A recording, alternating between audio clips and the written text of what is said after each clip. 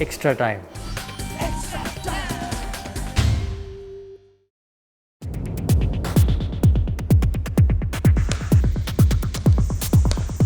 Just to start with, Ross, like 100 test matches, 100 matches in all formats.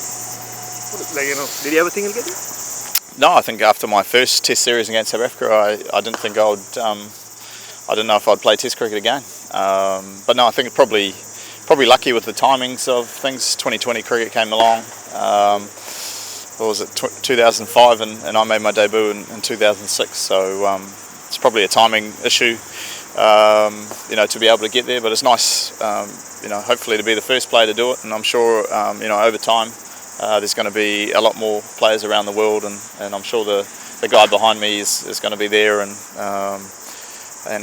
he could play 200 of all of them, so we'll just have to wait and see. It's just about your test career then, 100 tests. You said you never thought you were a test player. Your mentor, late Martin Close, put it into your head that you are. So when did you actually start believing that, I can do it, I can have a long test career? It was probably here. So I played that first series against South Africa, got dropped for Bangladesh, two games at home, and played my first test at home against England, and got 100 in that first test. And I think that's probably the first time that I thought I believed that I could play and play at this level, and probably fortunate throughout my whole career that so that was my third test to get 100, and then in my one-day career I was able to get 100 in my third game as well. And to get those milestones early on, it's definitely helped to believe that I belong and are good enough to play at this level. Ross, what does it tell you about yourself that you're getting to this milestone? It's probably getting older, but no, I think I've been happy with with what I've achieved to date. Test cricket and cricket as general as a batter, you go through a lot of ups and downs, and that's definitely what I've been through, and as a team as well. But Wellington holds a special place in my heart, and I'm sure having a lot of family and friends there will be something that I'll be proud of and look back on at the end of my career with fond memories. Is there an emotional thing? I know the build-up is going to be sort of strong in the lead-up to the 100 test matches.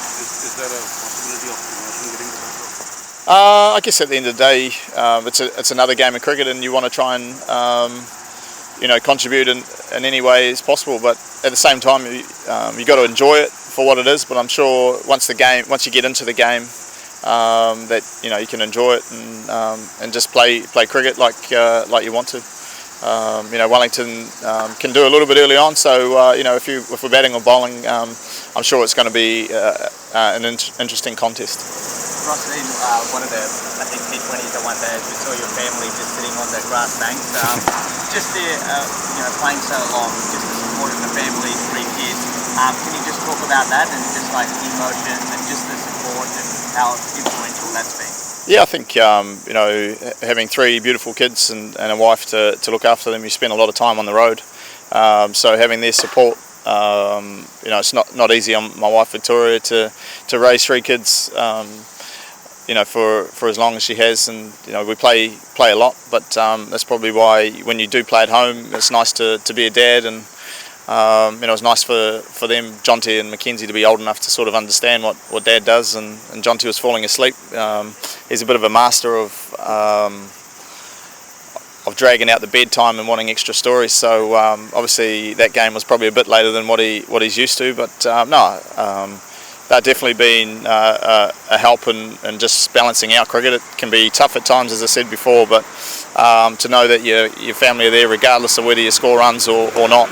And they give Dad a hug whether he's got 100 or a duck as well. So they put everything into perspective, and hopefully when they are a bit older and even are now, that they're proud of what I've achieved as a cricketer for them. Any particular moment in that 100 tests where you said, just giving the kids a hug when you haven't had the great days? A moment where you've come home, given the kids a hug, or just looked at them and you go, I'm glad I've got this, and cricket's always there?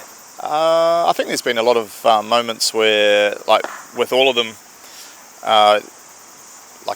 Mackenzie and Jonty, I can remember both. They were born and I left 4 or 5 days later to go on a tour or go on a test.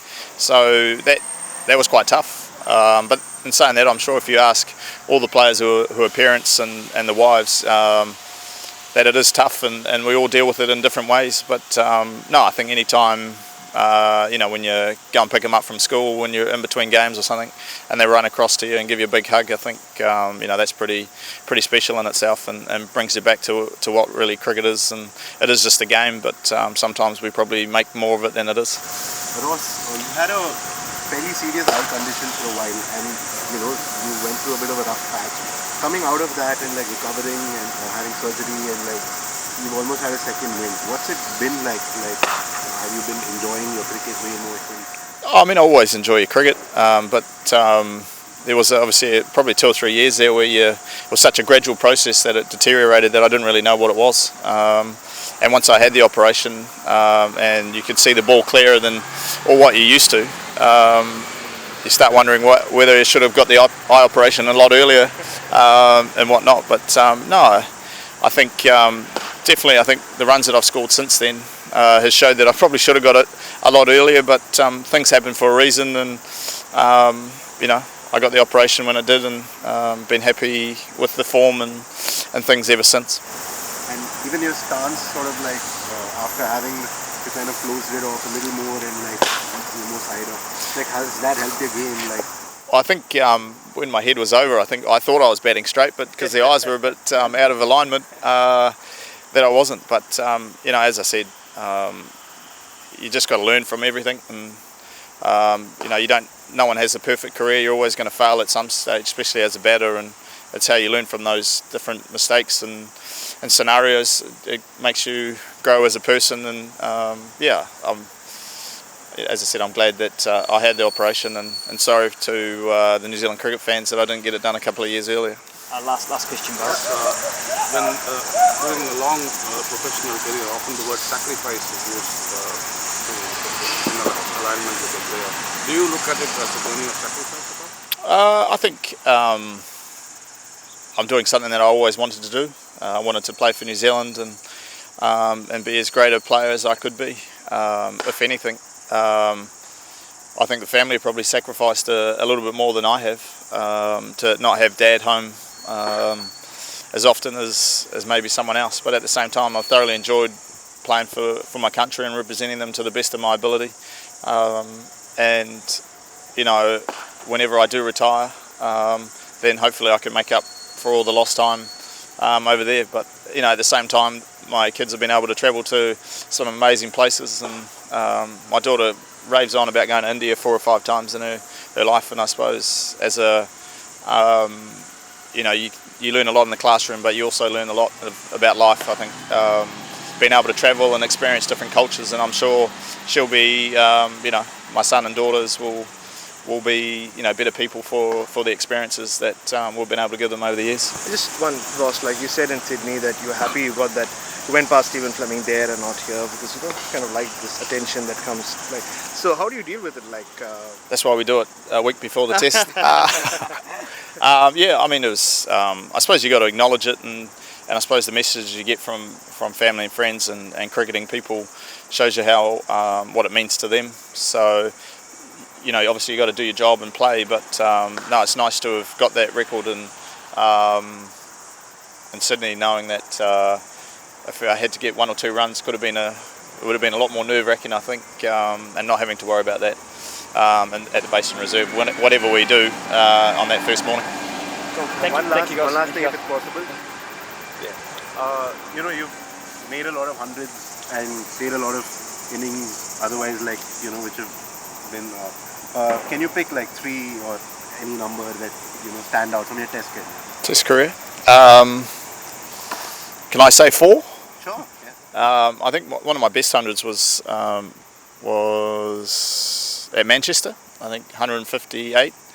We ended up losing that test, but I think 140 and 70 when we won the game in Colombo after the captaincy issue. I think that would have to be right up there. 290 at Perth.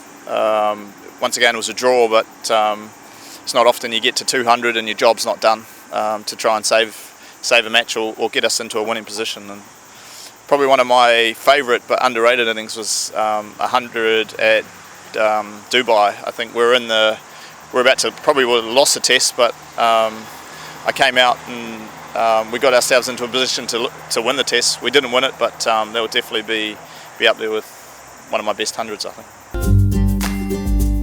Hit the subscribe option and the bell icon to get all the exclusive sports videos on Extra Time.